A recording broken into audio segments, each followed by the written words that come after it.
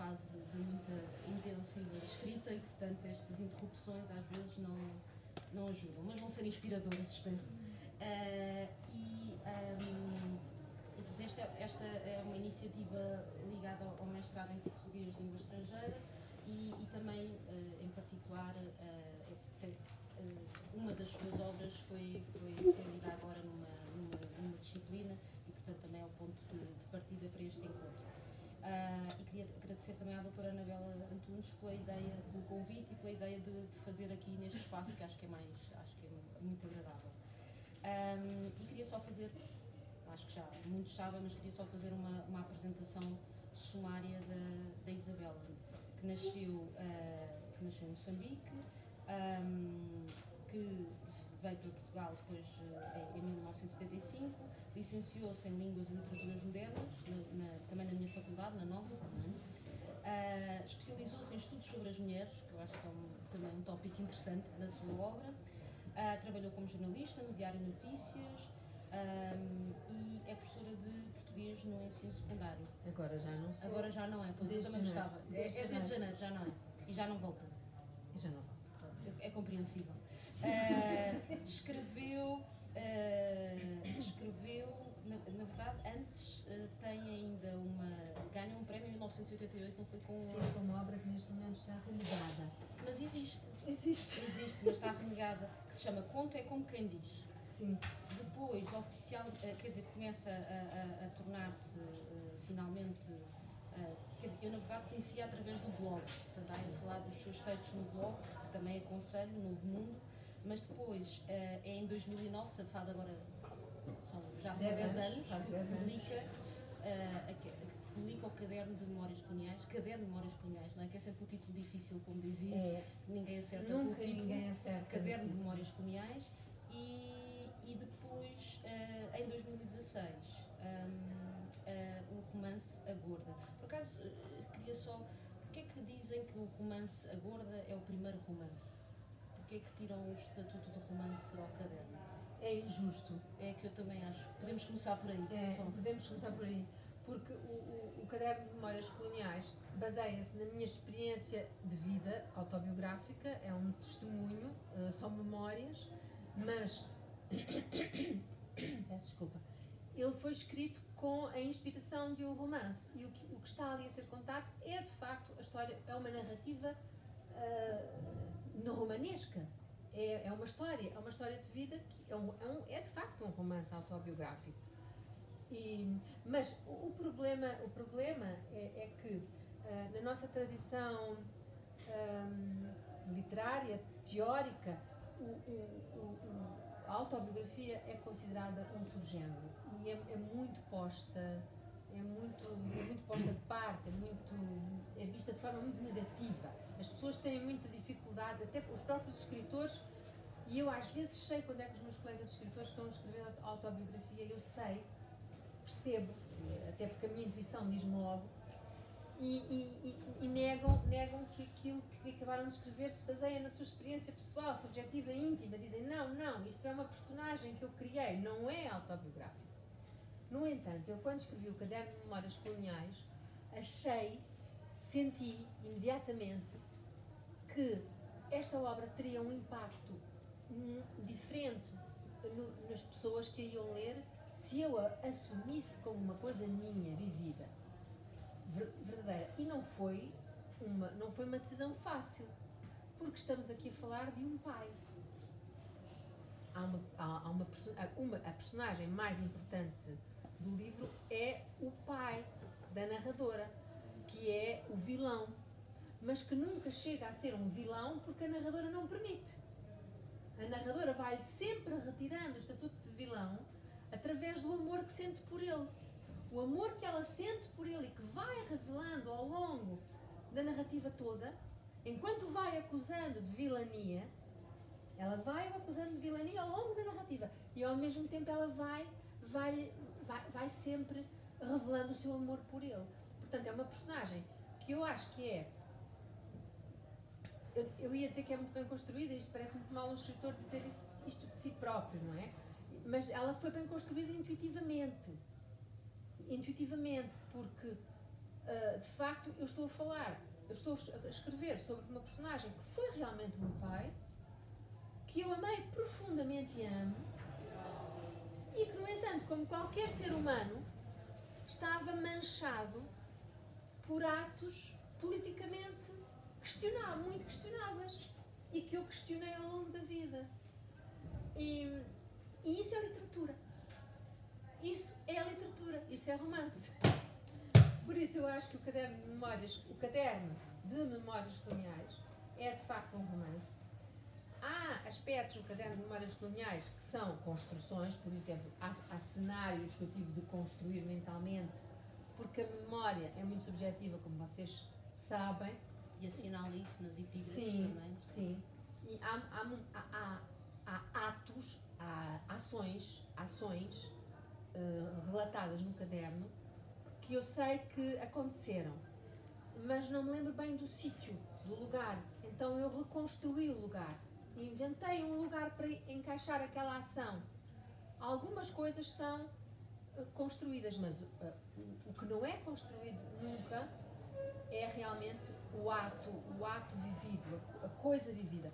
E há momentos no caderno de memórias coloniais profundamente líricos também, e líricos também. Sim, depois isso também era outro aspecto. Oníricos até, sim. Oníricos. Quer dizer, eu acho que há nos dois até vários momentos de prosa poética. Há prosa poética, sim. E isso faz lembrar essa relação, a sua relação com a poesia, voltando, portanto, a primeira questão é sempre foi uma interrogação, quando estou a ver Badana da Gorda, fiz sempre o primeiro romance, não é?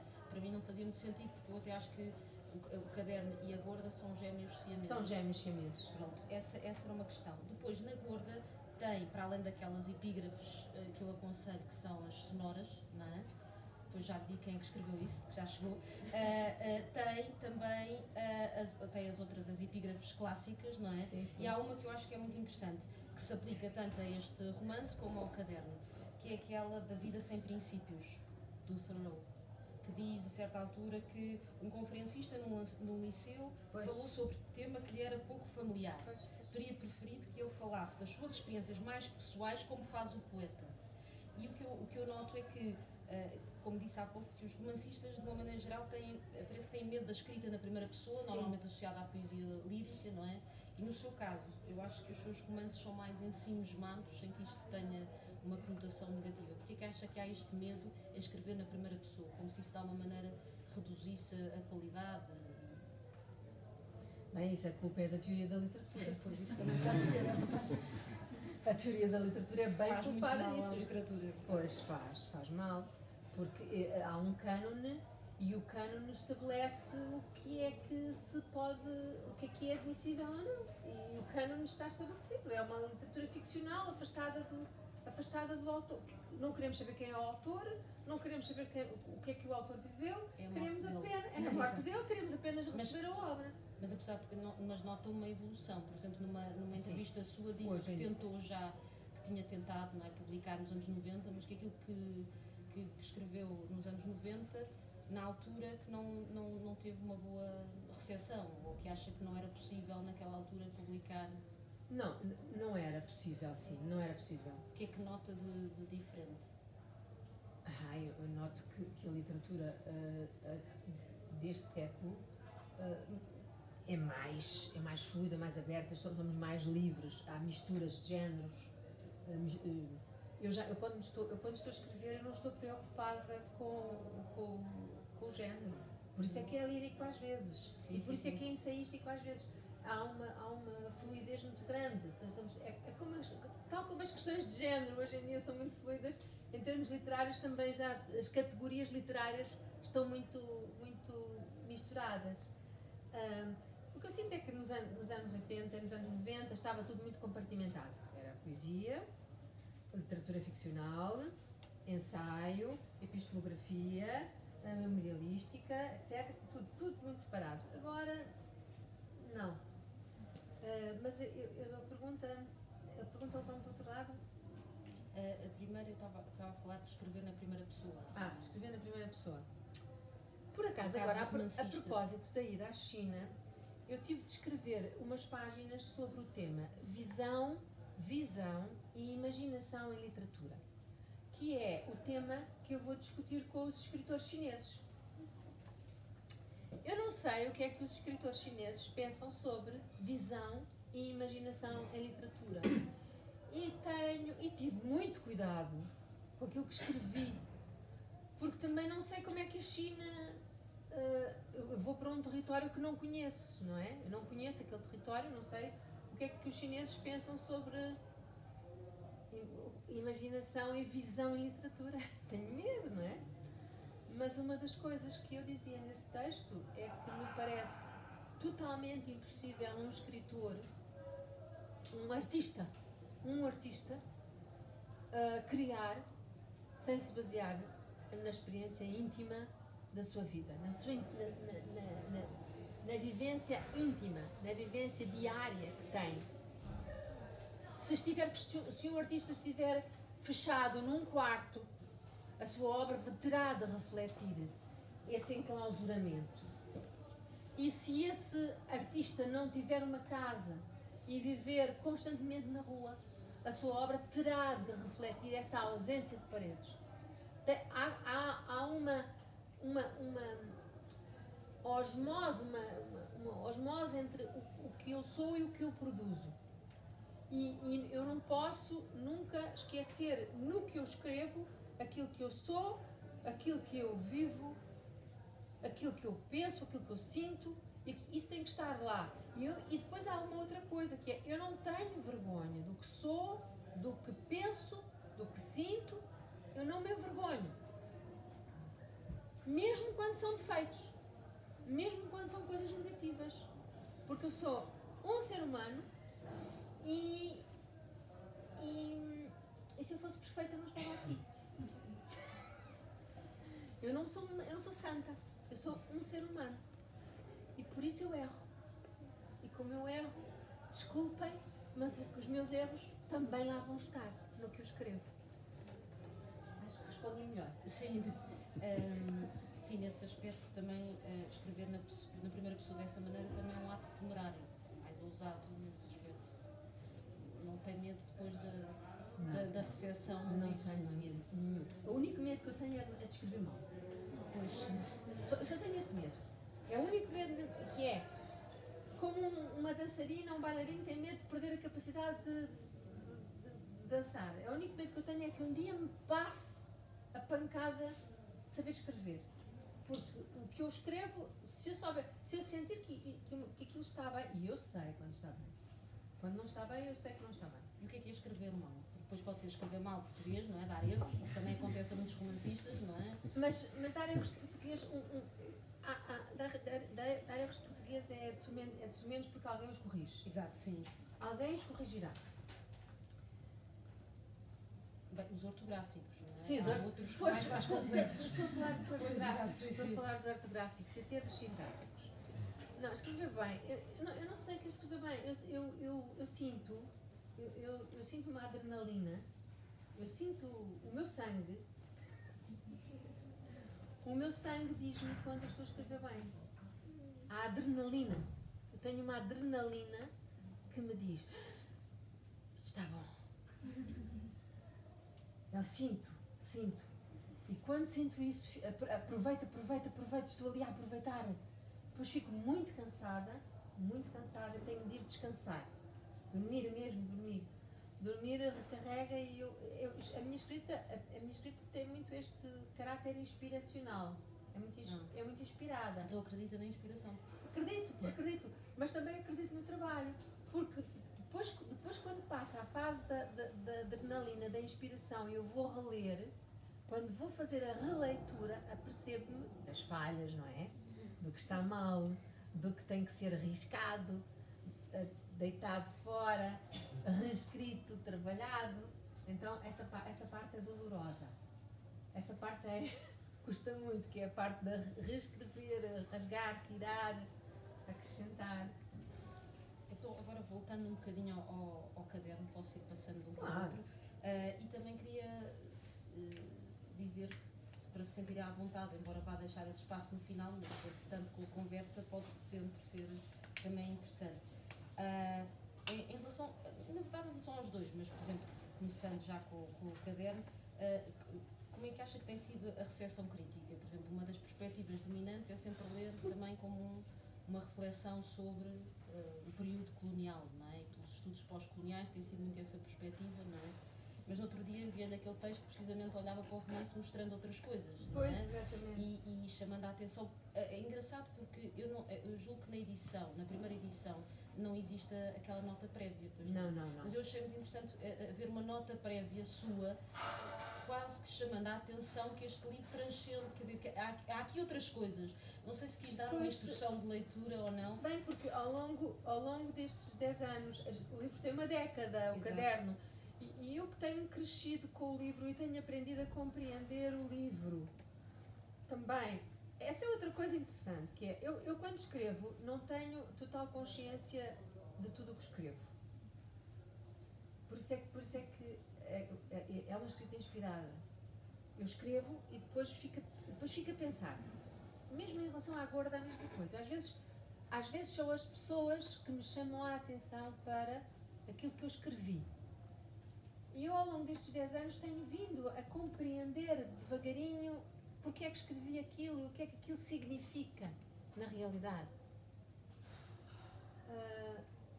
E por isso aí surgiu a nota prévia, porque este caderno saiu inicialmente numa editora de Coimbra, uma pequena editora, com uma outra capa, e essa pequena editora tinha pouca capacidade de distribuição e venda do livro. E eu sou uma mulher exigente. E quando chegou o final do contrato com essa editora, pela qual eu fui muito bem tratada, eu disse-lhes, gosto muito de vós, trataram-me muito bem, mas eu quero passar para outra editora. Eu não tinha uma outra editora ainda. Fui à procura, fui bater a portas. E de todas as portas a que eu bati, todos queriam este livro. Mas houve uma porta em especial que me agradou, não sei porquê, que foi quando eu tive o encontro com o meu atual editor, Zeferino Coelho. Aquele homem transmitiu-me uma segurança e uma confiança, e eu olhei para ele e pensei, isto vai correr bem aqui. Sim.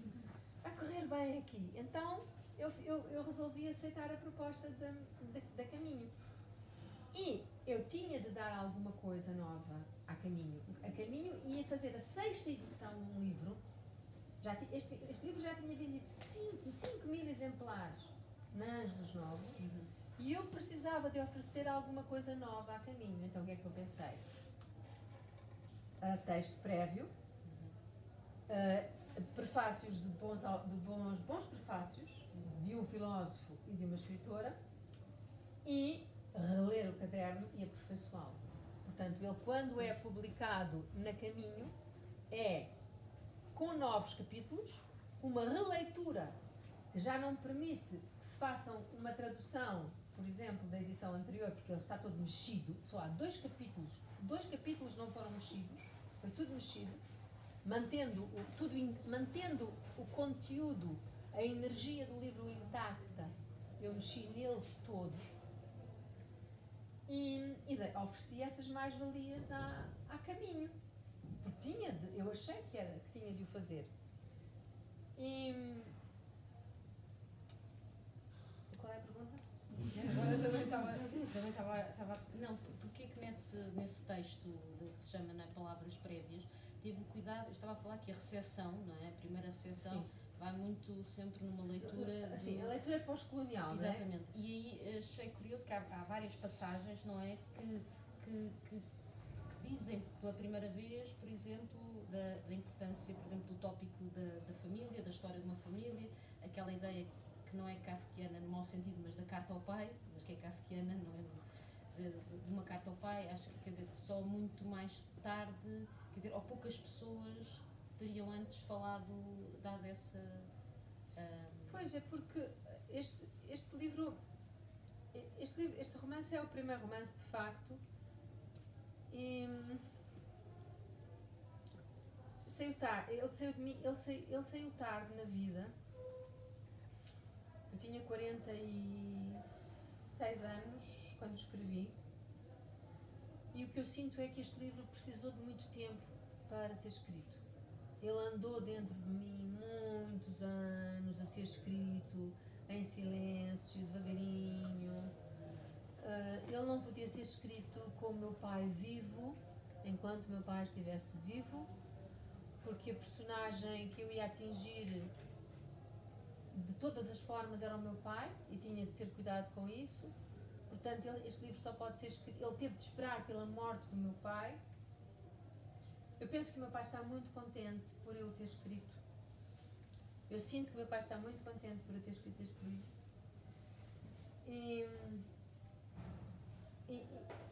E quando ele saiu com uma força mesmo, a força de quem precisa, de quem está há muito tempo à espera de poder escrever, de quem se esteve a conter muito tempo.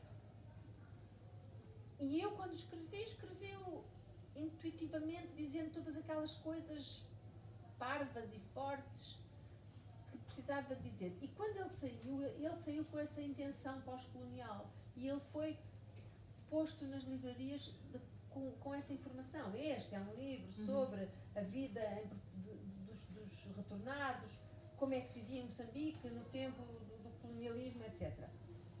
E sim, isso é fundamental. Aqui, esse tema é fundamental, é aqui tratado. E não penso que haja em Portugal nenhum outro livro tão claro relativamente à forma como o colonialismo era exercido, como é que era o dia-a-dia do colonialismo. Mas, juntamente agregado a todo esse discurso colonialista, há aqui muita literatura sobre o amor.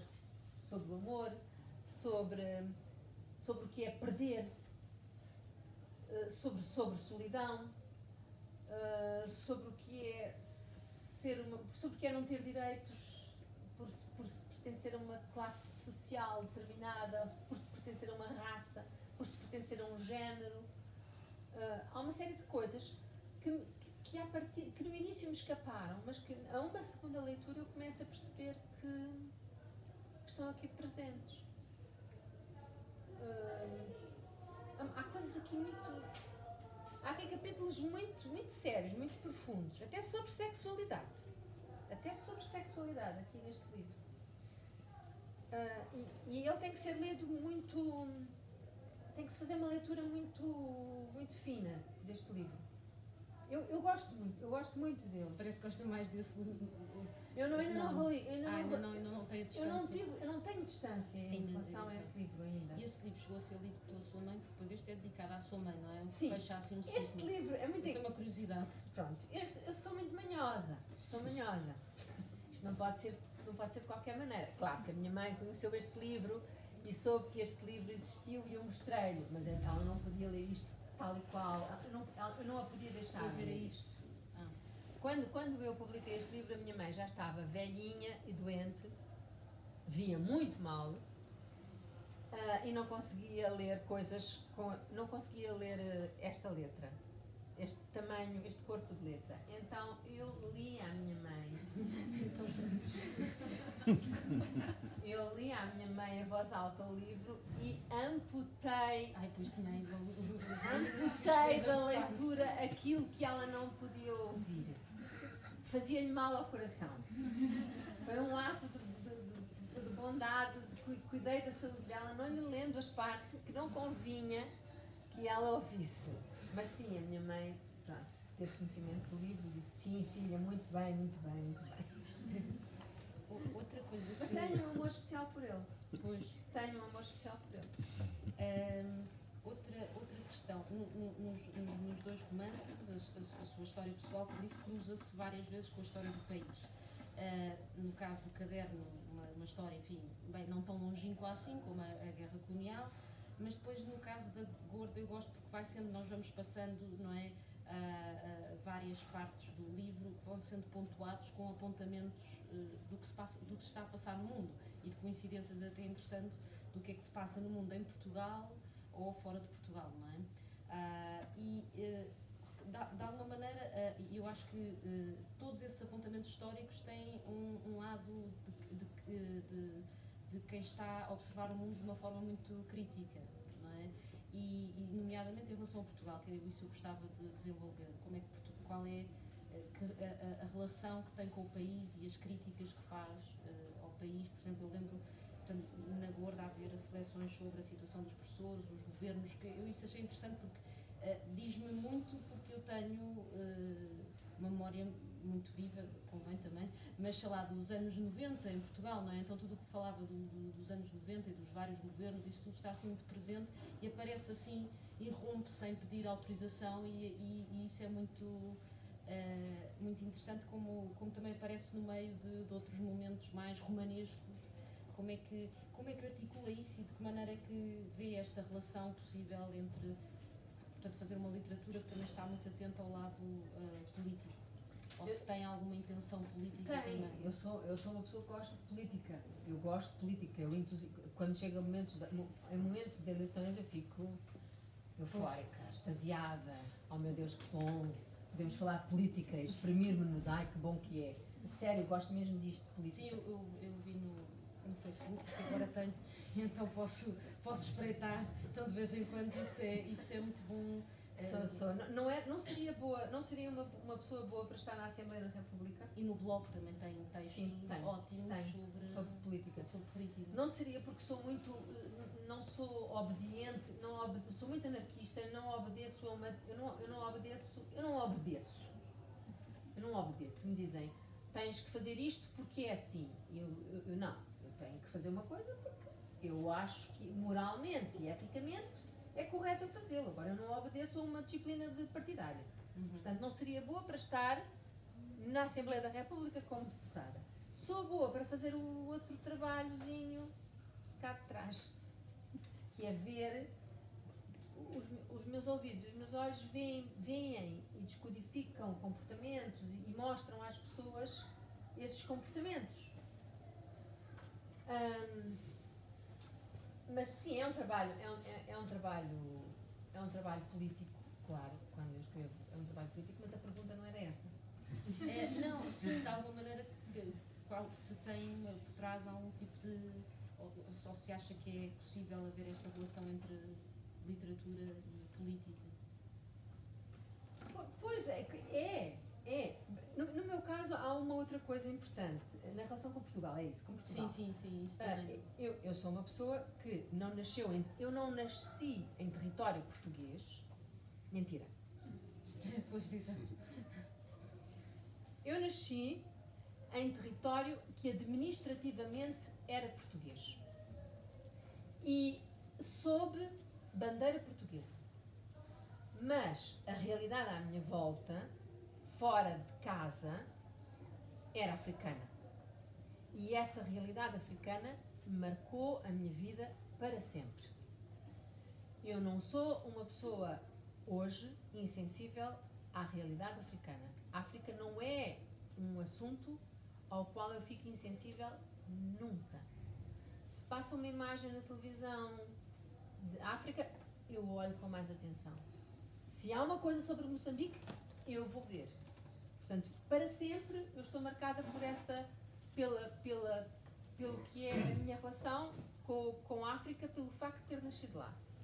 Mas depois há esta questão, que é, eu nasci lá, naquele lugar, mas eu tive de sair de lá à força, não por vontade própria.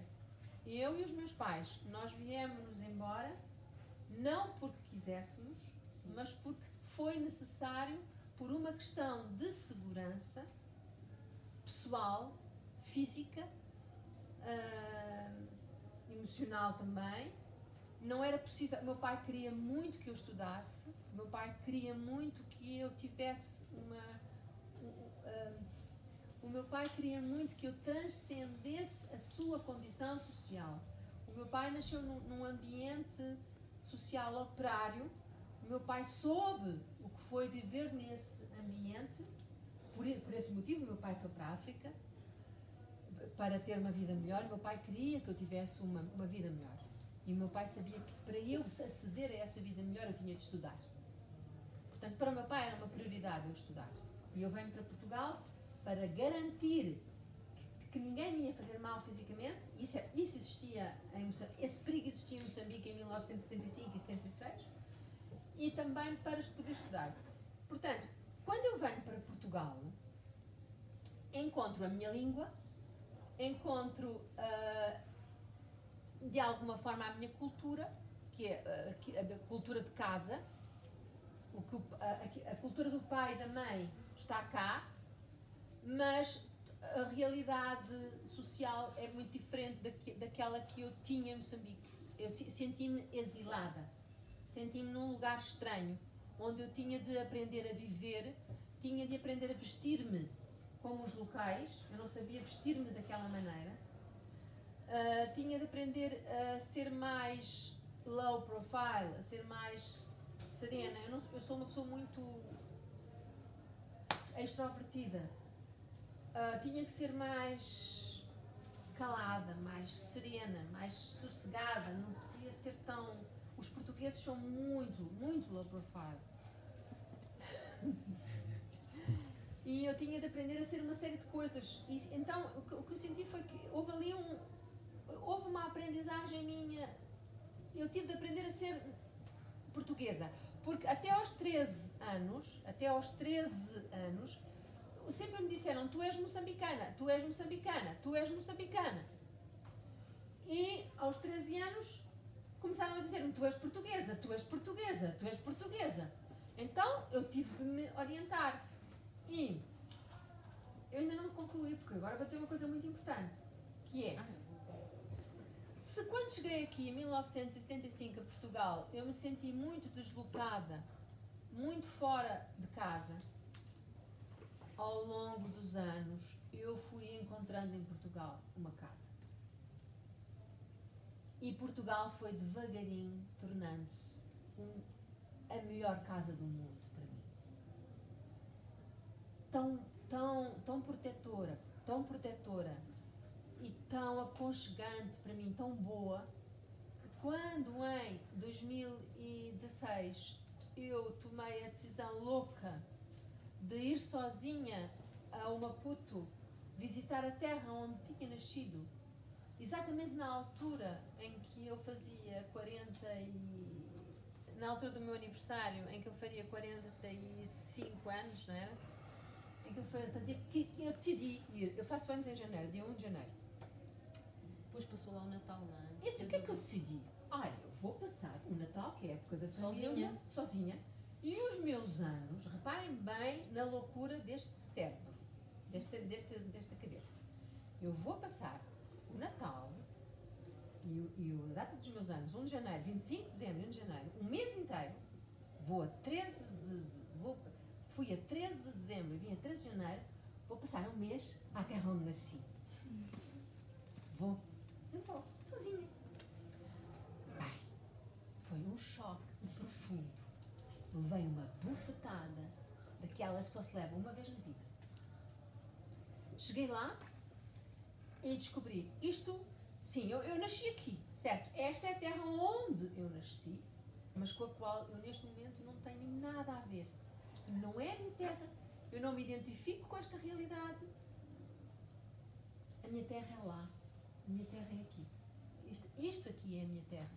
Então, quer dizer, tudo em mim é política. Tudo em mim é adaptação e tudo em mim tem um lado político. Que é, passei toda a minha vida a desejar regressar ao lugar onde nasci, Maputo, e quando chego ao Maputo, descubro: olha, eu conheço tudo isto. O meu pai eletrificou estes prédios todos.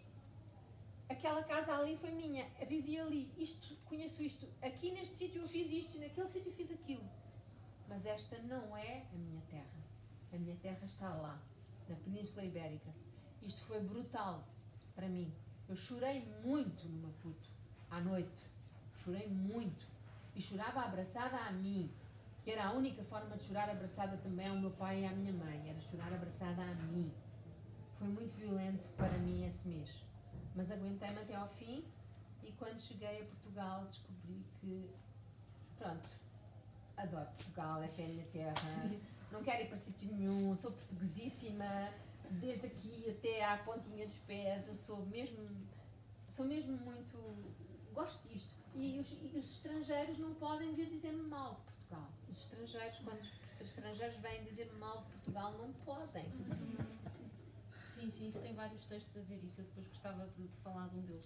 Já agora, quando já estava, a Gorda já tinha escrito quando foi não. Quase. Publicado ainda não, mas já devia estar estava, assim, essa viagem a Moçambique foi um prémio que eu me ofereci de conclusão, mas eu ainda não tinha, eu estava no mês de agosto, estávamos em agosto, o livro saiu em novembro, estávamos em agosto, estava um calor horrível, eu estava fechada em casa, a concluir o livro, a sofrer.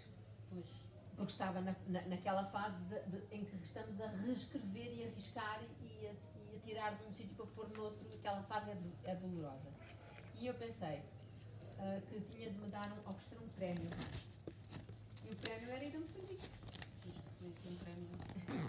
Então, eu fui a Moçambique, em dezembro, quando estava em Moçambique, o livro tinha saído em novembro. Portanto, estava a receber as críticas, o meu editor mandava-me as críticas para Moçambique. Que eram muito boas, claro. E fechando eu não quero fazer psicanálise, não é o assunto resolvido. Pois não, era isso que era para perceber se esse regresso a Moçambique, não é? Se não fechou de alguma maneira, porque há aqui muita ideia de luto e de trauma associado, não fechou. E se isso podia ter ajudado a fechar? Não fechou. Acha que abriu ainda bem? Ou que pelo menos isso é uma reflexão que vai continuar? Não, é uma coisa que vai continuar. É uma coisa que vai continuar. Eu sinto, todos os dias eu não posso entrar em pormenores, eu não posso entrar em pormenores agora. O meu próximo livro não é um livro pós-colonial. Já sabemos. Não é um livro pós-colonial. Mas vai ser um livro difícil de digerir pelas pessoas. Eu diria que é um livro vegan. Ah, é? Depois da Gorda. É um livro vegan. O próximo então livro vai ter uma recepção também. Sim, vou levar tareia, sim. Vou levar muita tareia, porque as pessoas não estão à espera do que vão ler e vai ser muito vegan e eu vou levar tareia. Então, cá estaremos para isso. E acha que não há nada que é comparável a um livro vegan, né? Que agora estou com curiosidade. Há já a previsão de quando é que... Sim, vai ser o próximo outono. O que é comparável a um livro vegan? O que é um livro vegan? Thoreau, Henri Thoreau. Tá bem. É um livro, sim, Henri Thoreau. É bastante vegan. É mais ou menos a personagem é um homem. Claro que aquele homem está completamente inspirado da minha ideologia, não é? Eu estou a transferir para ele tudo aquilo que eu quero dizer. Mas é um homem, depois eu tenho que perguntar aos homens como é que os homens pensam. Eu ando sempre a perguntar aos meus amigos homens como é que eles pensam, como é que eles vivem as coisas, porque eu preciso de saber o que é ser homem. Pois, porque até aqui não foi preciso fazer essa transformação. Mas, e vale a pena fazer isso? Deixar de ser uma narradora, uma mulher? O que é que fez? Foi uma opção... Vale porque eu gosto. Vale a pena porque eu gosto eu sou corajosa, não é ser corajosa, sou corajosa, não é isso. Eu gosto de conhecer aquilo que não conheço. Eu gosto de experimentar aquilo que não experimentei. Se valer a pena, se for bom. E eu realmente não sei o que é ser homem. Isso é uma grande curiosidade. Eu não sei o que é viver... Porque os homens têm privilégios que eu nunca tive.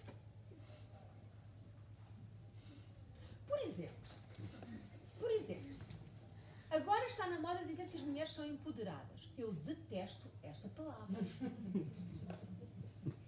Porque dizer que as mulheres são empoderadas significa que só algumas é que são e outras não são, e que só agora é que as mulheres têm poder, antigamente não. E relativamente a um homem, ninguém diz que um homem é empoderado. Quer dizer, claro que há homens mais empoderados do que outros. Há homens mais empoderados do que outros, eu sei bem. Mas não se diz, nós não dizemos, um grupo de meninos empoderados, como as brasileiras dizem. Nós somos umas meninas empoderadas. Eu digo, cuidado, empoderada. Eu sempre fui empoderada. Mas antigamente não se dizia empoderada, dizia-se outra coisa. Dizia-se feminista, dizia-se aquelas mulheres que ninguém consegue controlar. Basicamente era aquelas mulheres que ninguém conseguia controlar. Aquelas mulheres que nós... Mas... pronto.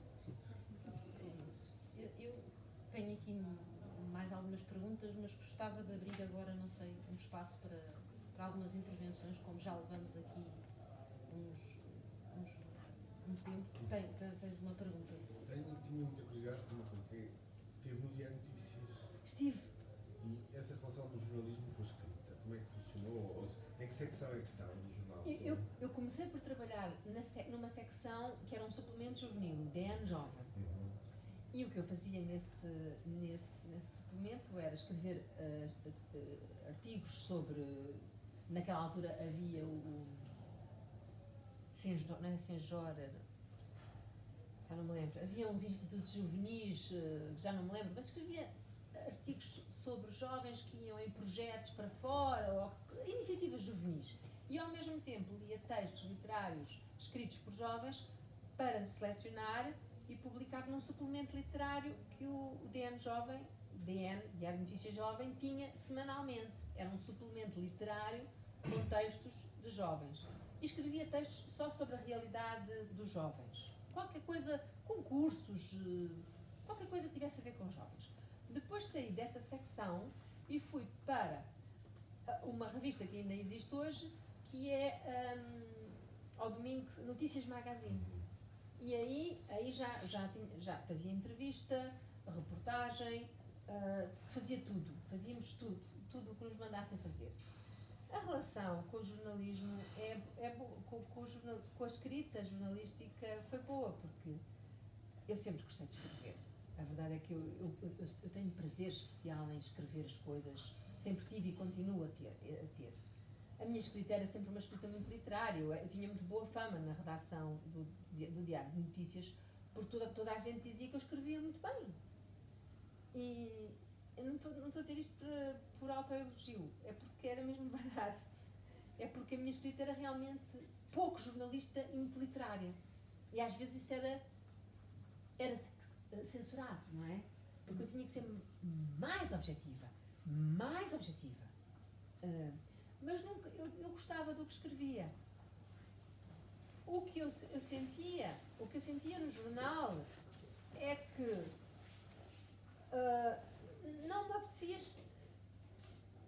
Por exemplo, eu tinha de ir fazer uma reportagem sobre como é que tinha de ir à Embaixada da Bulgária fazer uma reportagem sobre gastronomia da Bulgária. E este não era um assunto que me interessasse particularmente. Quer dizer, havia um conjunto de coisas, mas pronto, eu também era muito jovem, e muito caprichosa. E na vida nós não fazemos sempre as coisas de que gostamos, não é? Mas o que eu pensei na altura, quando eu resolvi sair do Notícias Magazine e dedicar-me ao ensino, eu filo porque eu me sentia profundamente feliz como professora. Eu acumulava as duas coisas. Eu tinha um horário muito flexível no jornal. Eu podia estar no jornal das 5 da tarde às 2h30 da manhã. Tinha um belo ordenado nessa altura, porque ganhava o salário da escola, ganhava o salário de professora, dormia pouco, mas acumulava as duas coisas. Mas houve uma altura, entretanto cheguei aos 34 anos e pensei, bem, está na altura de eu decidir o que é que quero fazer realmente. E quando tive que tomar essa decisão, o prazer de dar aulas era muito grande. Eu sempre tive muito prazer do momento em que dava a aula. O momento em que estava com os alunos, em que comunicava com eles, lia os textos, falava sobre os textos, falava sobre a vida. O momento da aula sempre foi para mim um momento especial de mudança. Eu sentia que aquilo que eu estava a fazer com aqueles miúdos mudava o mundo. E eu sentia isso, sentia que não era uma coisa imediata, mas era uma coisa que eu sentia que eles ficavam a olhar para mim, sentia que eles me ouviam, eles liam os textos, eles pensavam, e eu sentia de uma forma muito direta que eu estava ali, a minha ação era importante, eu estava a mudar o mundo. E quando eu tive que tomar uma decisão, jornal ou escola, pensei que eu era mais feliz na escola. Era o mesmo salário, portanto não era uma questão de salário, era o mesmo salário. Pensei, o que é que me dá mais gozo? O que é que me faz mais feliz? Fazia-me mais feliz a escola. E escrever era uma coisa que eu podia sempre fazer em casa nos meus cadernos que estão lá guardados. Todos. Porque enquanto fui professora fui sempre escrevendo nos meus cadernos. Estão lá todos guardados numas caixinhas em cima do guarda-fatos.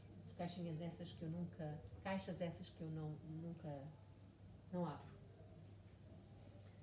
Mas foi realmente mudei do jornalismo porque o jornalismo era bom escrever, sim, mas havia algumas coisas que não me davam tanto prazer. Enquanto o momento da aula com os alunos era sempre prazer, era sempre bom. Deixou de ser bom. Quando? Pois essa era a minha pergunta. Quando é que deixou de ser bom ser professora? Quando José Sócrates Está no livro. entrou para o governo. Eu gostei disso. Quando José Sócrates entrou para o governo, deixou de ser bom. É que eu nunca vi Porque ninguém escrever isso assim. quando o liberalismo chegou à educação, destruiu a educação. Destruiu o ensino público. Quando os professores começaram a gastar mais tempo a fazer grelhas Excel do que a preparar aulas, o ensino ficou destruído. Porque eu tinha prazer em ler os textos dos meus alunos que escreviam textos todas as semanas. Isso dava-me um prazer enorme. Pô-los a escrever, pô-los a ler. Agora, quando eu fui obrigada a fazer grelhas Excel com 0,5% para o comportamento, 10% para o funcionamento da língua, não sei quantos por cento para não sei o quê, aí eu perdi todo o prazer. E não tinha tempo para preparar aulas, nem para ler o que eles escreviam, ainda hoje eu guardo textos dos meus alunos, os melhores textos dos meus alunos eu tenho-os guardados, porque eu tinha prazer em fazer aquele trabalho, e até me estou a arrepiar, mas é verdade, tinha mesmo prazer, e eles destruíram a minha profissão.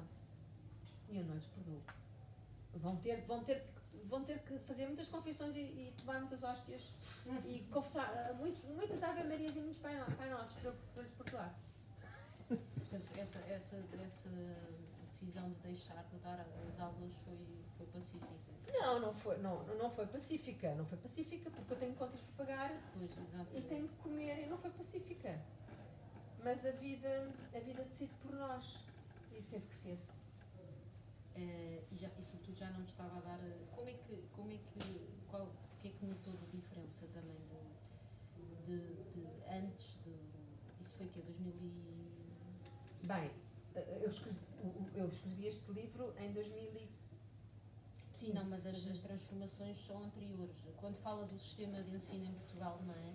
Quando é que acha, por exemplo, porque no fundo chega a falar também da própria imagem dos professores, porque começou a haver uma campanha muito negativa sobre que dura até hoje, na verdade. Mas quando a ministra Maria de Lourdes Rodrigues entrou para o governo, o Jornal Público, o Diário de Notícias e os jornais tinham notícias pagas pelo governo, de página inteira, sobre os professores, e dizendo que os professores tinham de ser controlados. Por que acha que começou a haver essa aversão aos professores?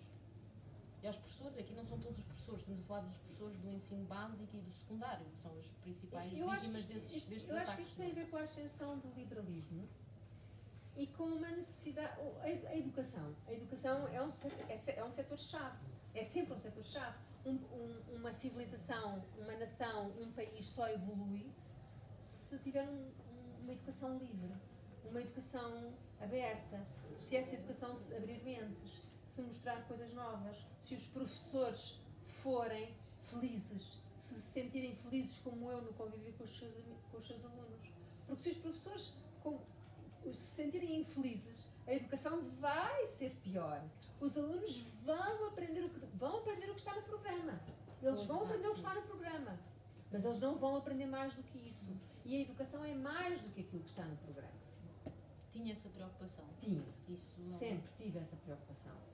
E como é que isso se concretizava? Por exemplo, no caso de um programa de português, nós já sabemos que os professores têm um programa com autores, que são sempre os mesmos, e eu já reparei que muitas vezes fala desta ideia de que às vezes o canon, ou pelo menos o que é canónico, nem sempre é saudável, depois não se fala de outros autores. Pois é, que a questão é que, o que é mais importante? É ter por exemplo, no meu caso, que é a língua portuguesa, o que é mais importante? É ter um programa muito extenso, com muitos temas, e dar muitos temas, ou é ter poucos temas, mas estudá-los bem, explorá-los bem, falar sobre eles, pôr os alunos a pensar e a escrever e a falar sobre eles. Pessoalmente, para mim é a segunda hipótese. Se eu tiver um programa muito extenso, eu sou obrigada apenas a cingir-me ao estudo daquela obra do ponto de vista da teoria literária.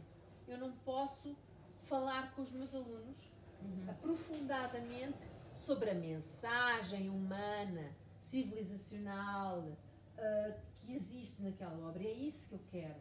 O que eu quero é pegar numa obra e trazer daquela obra, não é só estudar a estrutura da obra. Uma obra não é só uma estrutura. Uma obra é uma alma. É uma alma. Eu quero estudar, eu quero olhar, que os meus alunos olhem para essa alma comigo. Vamos olhar para isto, vamos pensar, vamos ver. E deixámos de ter tempo para fazer isso. Portanto, funcionamento da língua. Já dei isto, eu passei a ter o meu caderno com os tópicos do programa e arriscando. Quer dizer, quando eu tenho um caderno com tópicos do programa, eu vou, já dei isto, ok. Na próxima aula tenho que dar estes 5 tópicos. Está dado. Não. Porquê? Porque estamos a ensinar aos alunos, estamos a passar informação, mas não estamos a ensinar-lhes aquelas outras coisas que a educação contém e que têm a ver com coisas invisíveis e coisas que não ficam escritas nos sumários. E que têm a ver com a nossa experiência. Está bem que há maus professores e esses maus professores não podemos fazer nada, só deviam ensinar o que está no programa. também existem. Mas da minha experiência de professora, e é uma experiência longa, de 30 anos, não é uma experiência tão pequena assim. E de várias realidades. E de várias realidades e de diferentes sítios do país. Eu conto mais colegas com um verdadeiro espírito de dedicação e missão e que faziam milagres com os seus alunos do que aqueles que eu dizia mais valia teres ficado em casa a fazer outra coisa. Portanto, é isto que eu sinto. Sinto que a Maria de Lourdes Rodrigues e o Sócrates trouxeram o liberalismo para a escola, o liberalismo para a educação. Sinto que essa decisão foi uma decisão política para controlar as pessoas através da educação. Os rankings da escola são uma forma também de controlar. Vocês nunca aqui na universidade conseguirão, através do ranking, ter a certeza de que têm aqui os melhores alunos. Mas podem ter a certeza de que têm aqueles que tiveram a melhor nota. Sim. A melhor nota, sim. Mas outra coisa que se faz no ensino secundário, a partir do 10º ano, a partir do momento em que o aluno sai do 9º para o 10º ano, hoje em dia os professores treinam esse aluno para fazer exame nacional. O aluno está a ser treinado para fazer um exame nacional e tirar a melhor nota possível nesse exame nacional. Eu recuso fazer isso. Não quero fazer isso.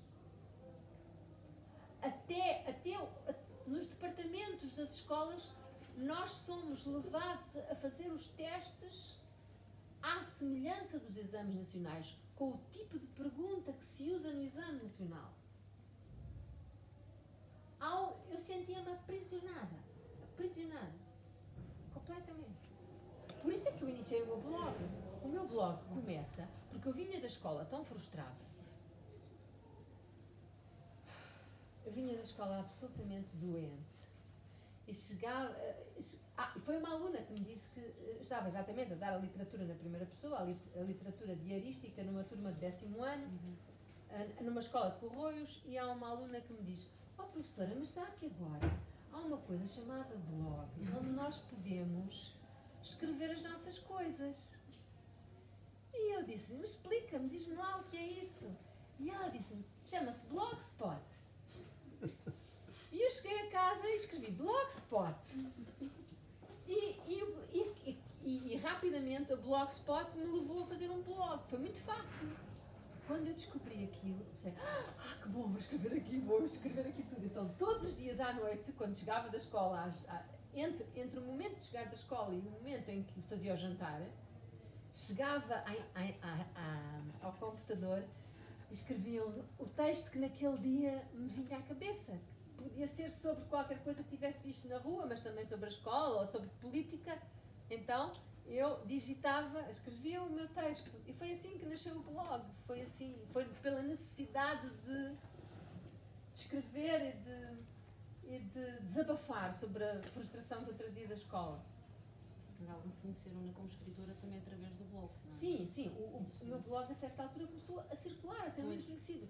Isso também depois me deu muita confiança, porque eu tinha passado os anos 90 sem escrever. E quando o meu blog começa a ser muito lido, eu tinha um pseudónimo.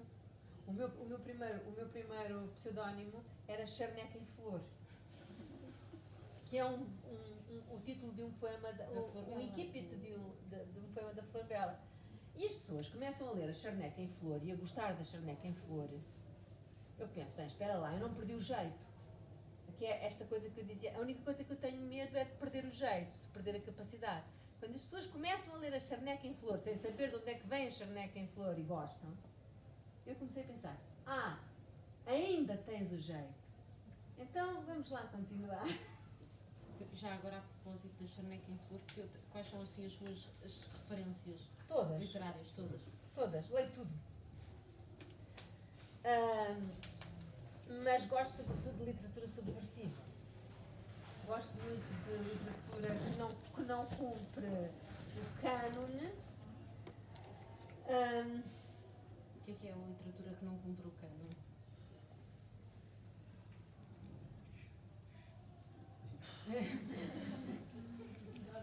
Olha, por exemplo, esta Anne-Marie Schwarzenbach. Este tipo de literatura não cumpre o cânone.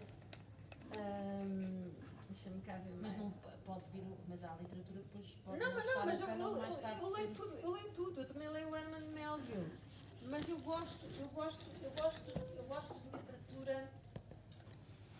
Eu li muito no início, quando eu era jovem, eu li muita literatura que era permitida em Portugal. O que era permitido em Portugal e na cultura portuguesa? Os escritores ingleses, os escritores clássicos ingleses,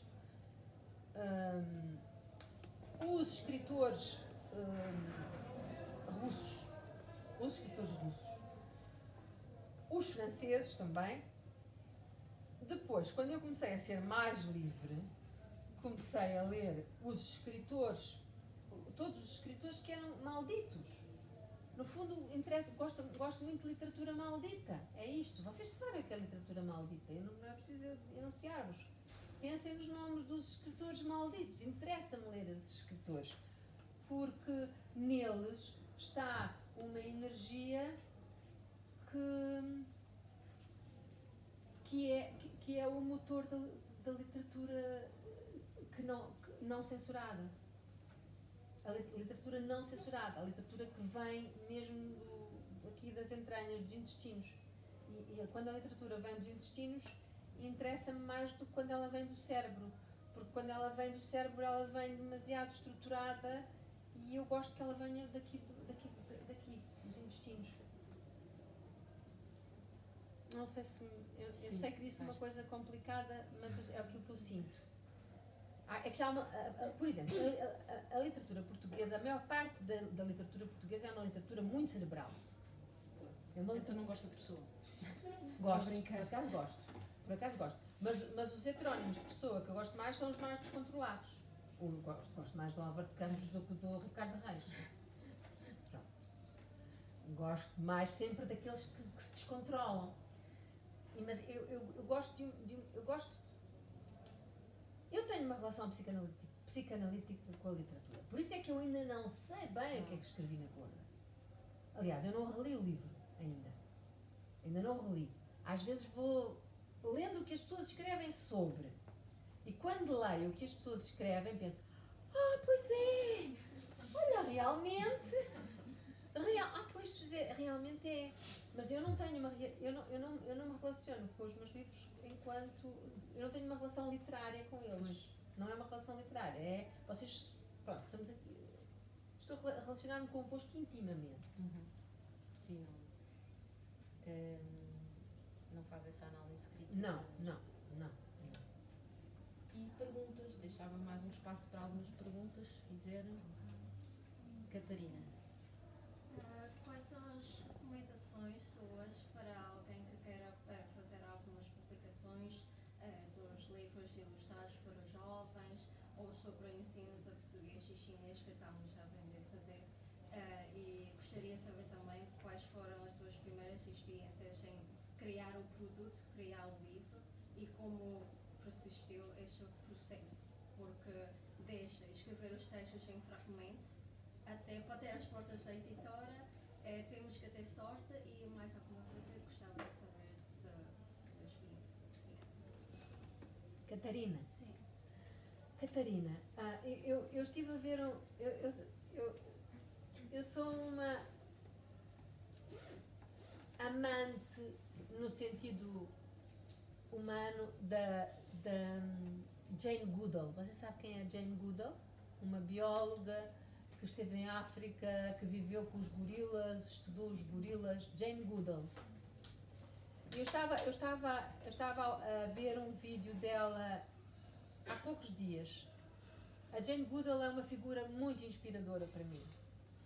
É uma mulher que foi sozinha para a África estudar os gorilas, viver com eles mesmo. Ela precisou de ser aceite pelos gorilas. Os gorilas tiveram de a aceitar para ela se aproximar deles e poder estudá-los. Mas vi o documentário, ou não, o filme sobre ela. Exatamente. Sim, teve um companheiro depois. É uma mulher muito inspiradora, muito para mim, muito. Gosto muito dela. E eu estava a ver um vídeo dela, daquela série Humans, e ela dizia uma coisa muito importante, que é um lugar comum, mas este lugar comum deve ser sempre repetido até à exaustão. Quando nós sentimos paixão, vontade muito forte de fazer uma coisa, algo que nos diz muito, devemos fazer isso sempre, sem olhar a nada. Não interessa se vamos comer pouco, não interessa se vamos dormir na rua, não interessa se não vão gostar de nós. Se nós temos o desejo de chegar a alguma coisa e o nosso íntimo, a nossa relação com a nossa alma íntima nos diz esse caminho está certo, esse caminho é para continuar. Portanto, a minha resposta é sempre, nós temos de ser insistentes, nunca, porque o caminho é muito difícil de fazer.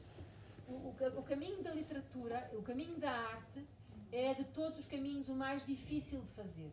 É fácil arranjar um trabalho e ganhar 1000 euros por mês.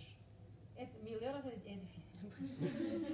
Mas pronto, é fácil ganhar um trabalho e conseguir algum dinheiro para viver, comer, pagar as contas e a renda da casa. Mas fazer o trabalho que nós gostamos de fazer, isso demora muito tempo. Por isso eu lhe digo, eu fiz um caminho, eu fiz o meu caminho. Eu não pude começar logo a ser escritora. Eu comecei a escrever um livro, depois tive de ser jornalista, depois tive de ser professora. E agora já sou só escritora, mas agora já sou um bocadinho velha. Mas não faz mal, porque agora faço realmente... Eu demorei muito tempo até conseguir chegar a fazer aquilo que gosto só, mas o que você tem que ter sempre na sua... Mesmo que você tenha um trabalho do qual não gosta muito, não esqueça nunca aquilo que você quer fazer. E isso é o que tem que estar sempre aqui à frente da sua cabeça. É aqui que eu quero chegar, é para isto que eu vou trabalhar, e é aqui que eu vou, é isto que eu vou conseguir. E se você for insistente, e se você pensar sempre nisso como prioridade, você chegará lá. Obrigada eu, minha querida. Boa tarde. Boa tarde. Em relação a isso, eu queria saber se você já, quando era pequena, sabia que, de outra forma, teria feito uma profissão como escritora e se, na sua opinião, uma pessoa pode nascer, de qualquer forma, de qualquer maneira, escritora ou não. Se é um trabalho que vai ser construído. Oh, não, uma pessoa nasce escritora e depois vai trabalhando. Uma pessoa nasce escritora, ou nasce pintora, ou nasce professora, ou nasce carpinteira, ou nasce-se com um talento, uma inclinação, nasce-se com isso. E depois, ao longo do tempo, vamos não é aperfeiçoando, é aprendendo mesmo. Eu penso que a vontade que eu tive de ler desde pequenina, o desejo que eu tive de aprender a ler, a voracidade com que eu li, já indiciavam que havia ali naquela menina que nasceu uma tendência para ser escritora. Que eu, no início, eu escrevia muito mal, no início, não é? Escrevia mal, mas escrevia. Mesmo escrevendo mal, escrevia. Era aquilo que eu queria. Eu era a melhor aluna de português, sempre. Sempre a melhor. Era mau. Mesmo, eu sei que era mau. Mas sendo mau, eu era a melhor aluna. Portanto, dentro do mau, eu era o mau melhor. Portanto, eu fui sempre fazendo esse caminho. Eu acho que se nasce com uma determinada inclinação. Agora, o que eu acho é que é preciso trabalhar muito. E trabalhar é trabalhar mesmo. Eu digo que a minha escrita é inspirada, mas ela depois de ser inspirada, ela tem que levar trabalho. Porque é preciso levar trabalho. Eu, quando era miúda, quando tinha os meus 10, 11 anos, quando eu comecei a ter um grande prazer com a leitura, eu lia muito. Claro que eu queria ser escritora, eu queria, mas eu não sabia como é que se era escritor, não havia cursos de escritor, não, as pessoas, eu não sabia como é que se fazia, portanto era assim, tudo isso estava no domínio do sonho, não é? Do inalcançável, no domínio do inalcançável. Como é que se alcança isso? Alcança-se com amor, com muito amor. Com muito amor. Eu acho que no meu caso é com muito amor. Com muito amor àquilo que faço. Como as mães têm e os pais têm muito amor pelos filhos, este tipo de amor eu também tenho pelos livros. Por exemplo, eu neste momento, a minha personagem principal é um homem, eu estou muito apaixonada por ele. E, no entanto, ele é muito inspirado em mim. Como é que eu estou apaixonada por aquele homem? Eu acho que se tivesse conhecido aquele homem, eu tinha-me casado com aquele homem. Estou completamente apaixonada pelo que ele pensa, mas ele pensa o que eu penso. Não percebo. Há coisas que eu não entendo, percebe? Mas há uma relação de amor com o Casamento perfeito. É o casamento perfeito. Mas eu não tenho essa paixão pela Maria Luísa. Ah, pois. Eu não tenho a paixão pela Maria. Eu compreendo a Maria Luísa, acho que ela é parva, mas não tenho essa paixão. Mais alguma questão? Diga. Rafael. Eu tenho uma pergunta curiosa e também até personal, pessoal. É, como mencionou nesse seminário que passou a sua melhor infância em Moçambique, mas o que eu gostava de perguntar é que quando, por exemplo, no primeiro dia em Portugal, na escola, quais foram os primeiros sinais que os portugueses perceberam que, de facto, era de Moçambique? Talvez fosse o sotaque ou algum comportamento engraçado para elas, qual foi? Olha, Porque devido à aparência, eles são... bem, olha, foi muito engraçado porque eu cheguei a Portugal em novembro, no dia 22 de novembro de 1975, e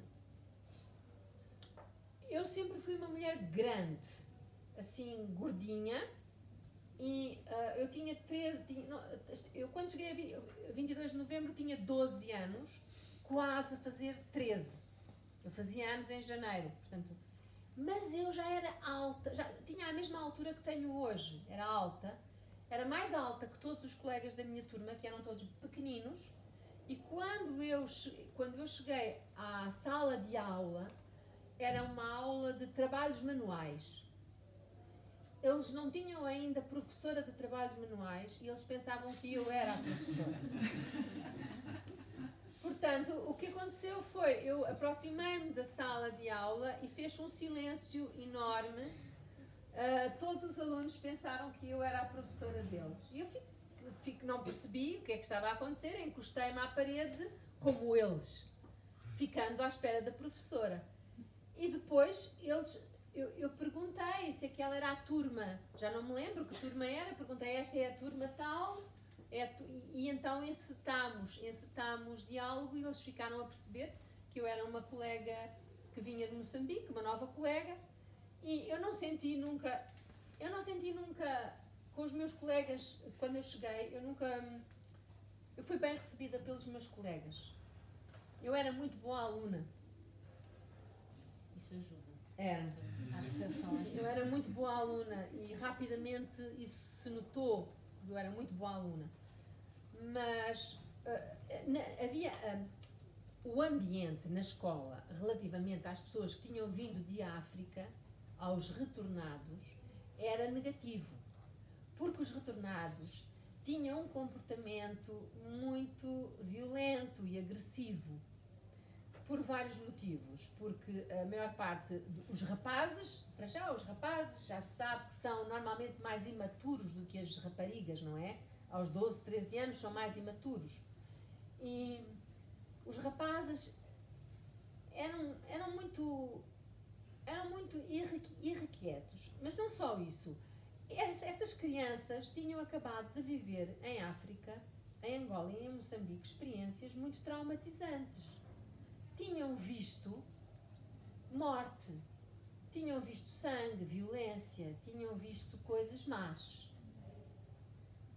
Os portugueses em África não foram bons, não foram sempre bons, também não foram sempre maus, mas não foram sempre bons, como os colonialistas não são. Mas a verdade é que o período de descolonização foi muito violento, de repente, para os portugueses. E houve, da parte dos africanos, muita vingança, muita retaliação, de repente, contra os portugueses. E essas crianças vinham com muita agressividade, muita violência dentro delas. E quando chegaram a Portugal, elas também não foram muito bem recebidas pelos portugueses, porque os portugueses de Portugal, estavam muito revoltados nessa altura politicamente contra os portugueses que tinham ficado em África a aproveitar-se da mão de obra negra, africana. Havia uma questão política que dividia os portugueses da África dos portugueses de Portugal. Os portugueses de Portugal olhavam para os portugueses da África como aqueles que estiveram a explorar a mão de obra africana e que são maus. E os portugueses da África olhavam para os portugueses de Portugal como os nossos irmãos, de onde nós viemos, que não nos querem, não nos recebem bem, sem que nós consigamos compreender. Isto causou muitos problemas nas escolas. Havia muitos problemas nas escolas com os meninos, os rapazes, sobretudo os rapazes retornados. Eu, pessoalmente, na escola nunca tive problemas. Eu, pessoalmente, mas as outras crianças, sim, tinham. Quando se falava dos retornados, a palavra retornados na escola era um sinónimo de os marginais. Eram os delinquentes marginais que fazem coisas más, partem os vidros e pronto.